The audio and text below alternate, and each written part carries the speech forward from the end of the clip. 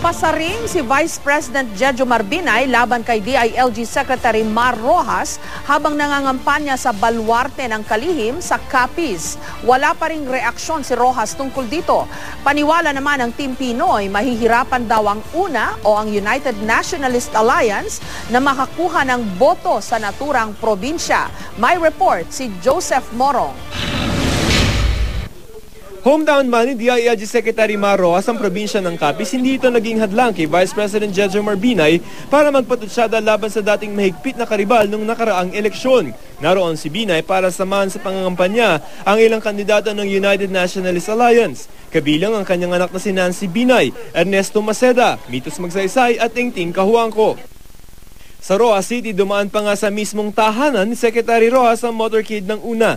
Tanong namin kay Binay, ano nga ba ang pakiramdam ng mga kampanya sa baluarte ng dati niyang katunggali nung eleksyon 2010? Baluarte niyo ba ito? Hindi ba niya ito baluarte?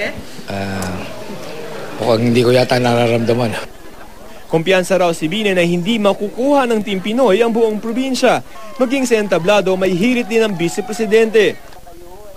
Nang ipakilala mga pambato ng UNA, nagbiro pa si Binay nang sabihin nitong, President Rojas, sayang ang pangalan na ito. Ayon sa vice-presidente, wala naman daw siyang ibang nais ipakahulugan. Sabi ko, sayang na pangalan. Kasi namatay na kagad si President Rojas.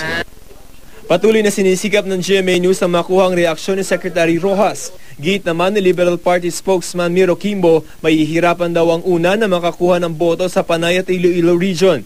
Lumalabas daw kasi sa survey na umaalagwa ang Team Pinoy at suportado raw sila ng mga incumbent officials sa mga naturang lugar.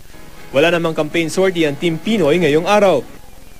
Samantala, napuno naman ang Plaza Miranda sa Quiapo, Maynila para sa meeting de avance ng Partidong Makabayan.